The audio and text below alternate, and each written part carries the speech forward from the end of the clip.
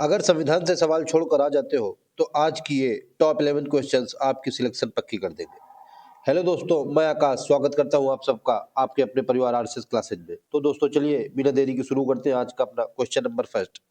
कह रहा है, राज्य के नीति निर्देशक सिद्धांतों के संदर्भ में निम्न में कौन सा सही है। तो राज्य के नीति निर्देशक सिद्धांत सबसे पहले हमारे संविधान के भाग 4, किसमें दोस्तों, भाग 4 में वर्णित है। ठीक है। आर्टिकल नंबर 36 से लेके आर्टिकल नंबर 36 से लेके 51 तक बताए गए हैं नीति निर्देशक सिद्धांतों के बारे में। तो हमसे कह रहा है बताइए, ऑप्शन नंबर मतलब नंबर 1 पॉइंट कह रहा है कि न्यायपालिका से कार्यपालिका का पृथक्करण, अनुच्छेद 47। नहीं दोस्तों, अनुच्छेद 47 में पोषण स्तर के बारे में बताया गया है। किसके बारे में? अनुच्छेद 47 में पोषण स्तर के बारे में बताया गया है। न्यायपालिका से कार्यपालिका का पृथक्करण आर्टिकल नंबर 50 में बताया गया है। किसमें बताया गया है? आर्टिकल नंबर 50 में न्यायपालिका से कार्यपालिका का पृथक्करण। नंबर दूसरा कह रहा है अंतरराष्ट्रीय शांति और सुरक्षा का प्रसार। अंतरराष्ट्रीय शांति और सुरक्षा का प्रसार दोस्तों, ये आर्टिकल नंबर 51 में बताया गया है। किसमें बताया गया है? आर्टिकल नंबर 51 में बताया गया है। नंबर थर्ड में कह रहा है कि राष्ट्रीय महत्व के स्मारकों, स्थानों और वस्तुओं का संरक्षण, अनुच्छेद नंबर 49 यानी कि आर्टिकल नंबर 49, ये हमारा बिल्कुल करेक्ट है। तो इस तरह से हमारा ऑप्शन नंबर 3 यानी कि केवल 3 ऑप्शन नंबर भी हम लोगों का बिल्कुल राइट हो जाएगा। ठीक है। न्यायपालिका से कार्यपालिका का पृथक्करण आर्टिकल नंबर 50, अंतरराष्ट्रीय शांति आर्टिकल नंबर 51, राष्ट्रीय महत्व के स्मारकों, स्थानों और वस्तुओं का संरक्षण आर्टिकल नंबर 49। ठीक है। क्या कह रहा है दोस्तों कि संविधान के अनुसार निम्न में कौन सा लोक सेवकों के संबंध में सत्य है। कह रहा है नंबर 1 में कह रहा है आर्टिकल 309 भर्ती और सेवा शर्तों को नियमित करने के लिए संसद को अधिकार देता है। नंबर 2 में कह रहा है कि अनुच्छेद 311 अखिल भारतीय सेवाओं का कोई भी सदस्य नियुक्त करने वाले अधिकारी के किसी अधीनस्थ अधिकारी द्वारा हटाया या निकाला नहीं जाएगा। आर्टिकल नंबर 309 क्या कहता है कि जो भर्ती और सेवा शर्तें हैं उसको संसद उसमें अधिकार बनाएगा। आर्टिकल नंबर 311 क्या कह रहा है कि अगर कोई भी अधिकारी है तो उससे नीचे वाला अधिकारी यानी कि उसका अधिकार अधीनस्थ अधिकारी उसको हटा नहीं सकता। यानी कि हमारा नंबर 1 पॉइंट और नंबर 2 पॉइंट दोनों सही हो जाएंगे। इसलिए हम लोगों का ऑप्शन नंबर डी 1 और 2 दोनों करेक्ट हो जाएंगे। ठीक है दोस्तों। आर्टिकल 309 भर्ती और सेवा शर्त संसद को अधिकार देता है। आर्टिकल 311 कहता है कि कोई भी अधिकारी उसके अधीनस्थ अधिकारी द्वारा हटाया नहीं जा सकता। ठीक है। चलिए देखते हैं हम अपना क्वेश्चन नंबर 3। कह रहा है दोस्तों, आंतरिक सुरक्षा व्यवस्था अधिनियम यानी कि मीसा के बारे में निम्नलिखित में से कौन सा सही है। मीसा यानी कि MISA, मीसा यानी कि maintenance of internal security act, आंतरिक सुरक्षा व्यवस्था अधिनियम। तो कह रहा है नंबर 1 में इसमें कानून प्रवर्तन एजेंसियों को, कानून प्रवर्तन यानी कि कानून को लागू करने वाली एजेंसियां जो है, कानून प्रवर्तन एजेंसियों को लोगों के अनिश्चितकालीन निवारक निरोध के अधिकार मिल गए। नंबर 2 में कह रहा है कि इसमें जो कानून प्रवर्तन एजेंसियां थी यानी कि जो कानून बनाने वाली या कानून लागू करने वाली एजेंसियां हैं, वो बिना वारंट के संपत्ति को तलाशने और जब्त करने के वायर टैपिंग के अधिकार मिल गए। तो हमसे कह रहा है कि मीसा, मीसा दोस्तों 1971 में आया था। कब आया था? 1971 में आया था। मीसा को भारतीय संसद द्वारा पारित किया गया था, जो कि एक विवादास्पद कानून था यानी कि विवादों से घिरा हुआ कानून था। ठीक है।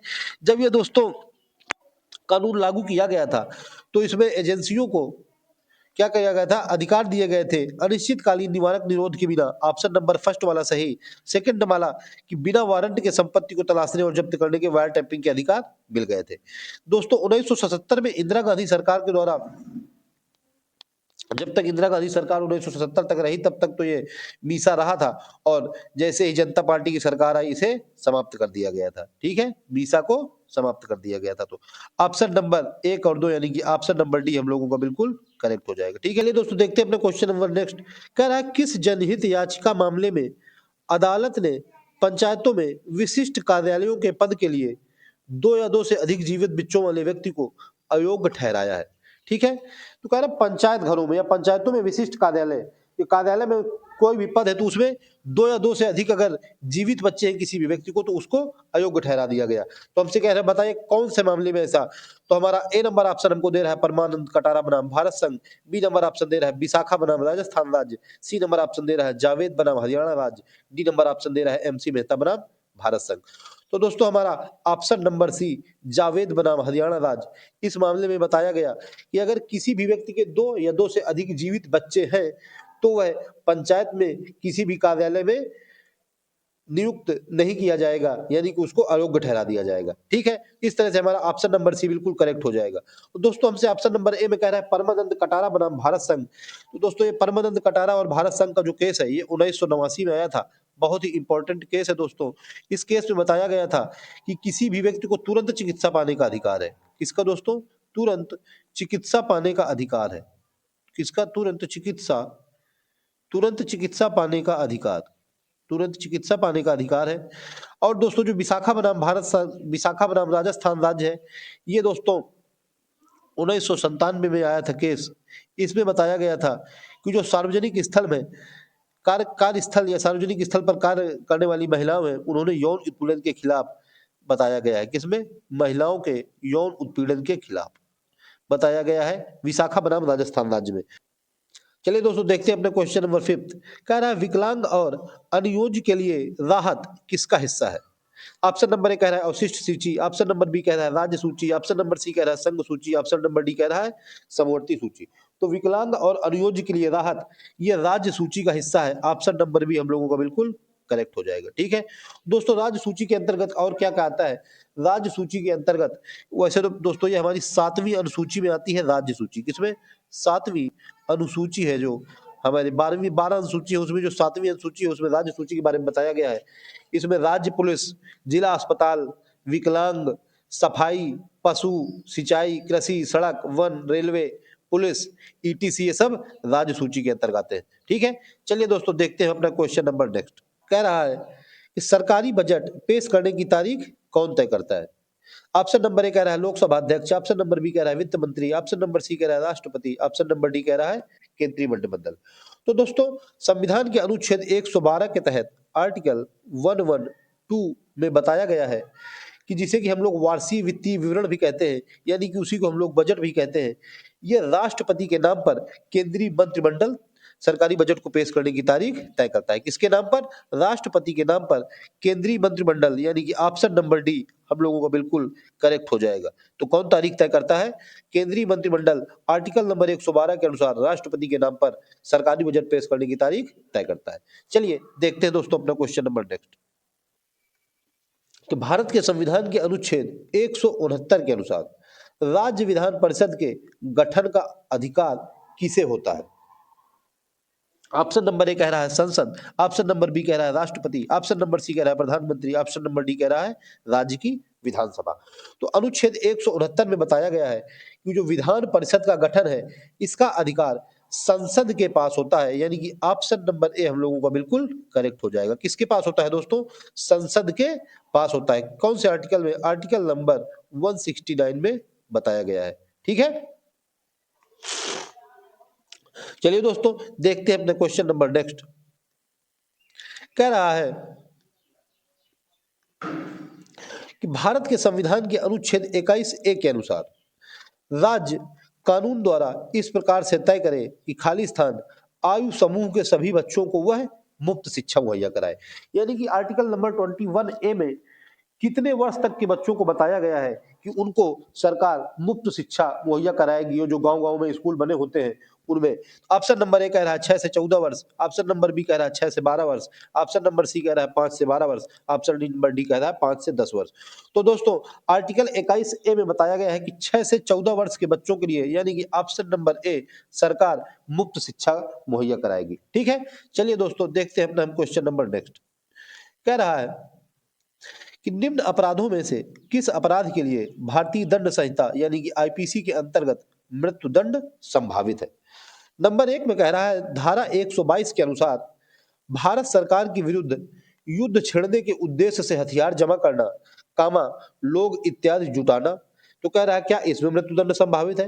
नंबर 2 में कह रहा है कि धारा 194 के तहत ऐसे झूठे सबूत गढ़ना या पेश करना जिससे किसी व्यक्ति को मृत्युदंड हो सके। कह रहा है कि अगर कोई व्यक्ति गलत या झूठे ढंग से सबूत पेश करता है तो किसी दूसरे व्यक्ति को अगर मृत्युदंड हो जाता है तो उसके लिए जिसने गलत सबूत पेश किया है या गलत झूठे सबूत दिया है तो उसके लिए उसको मृत्युदंड है, यानी कि 2 नंबर हमारा बिल्कुल सही हो जाएगा।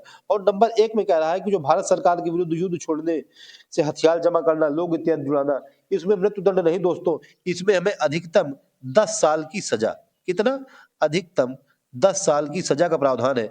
तो इस तरह से दोस्तों हमारा ऑप्शन नंबर 2 यानी कि धारा 194 यानी कि ए नंबर ऑप्शन केवल 2 बिल्कुल राइट हो जाएगा, ठीक है?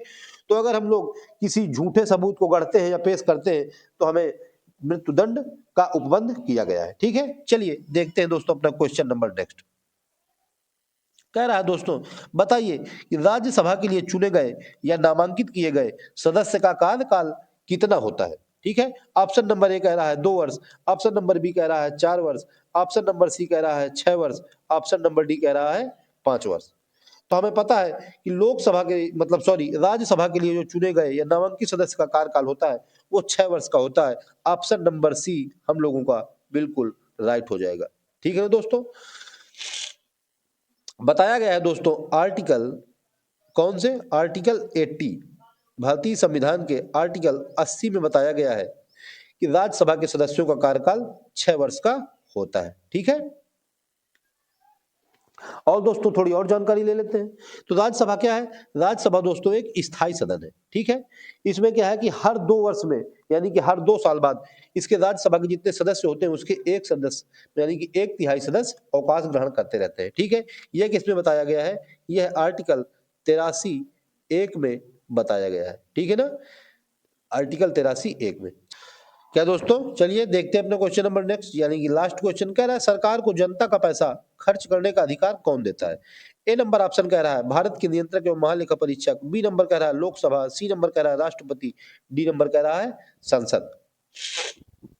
तो दोस्तों हमारे भारतीय संविधान के आर्टिकल नंबर 266 यानी कि 266 में बताया गया है कि सरकार को जनता का पैसा खर्च करने का अधिकार संसद देती है, यानी कि ऑप्शन नंबर डी हम लोगों को बिल्कुल राइट हो जाएगा, ठीक है दोस्तों?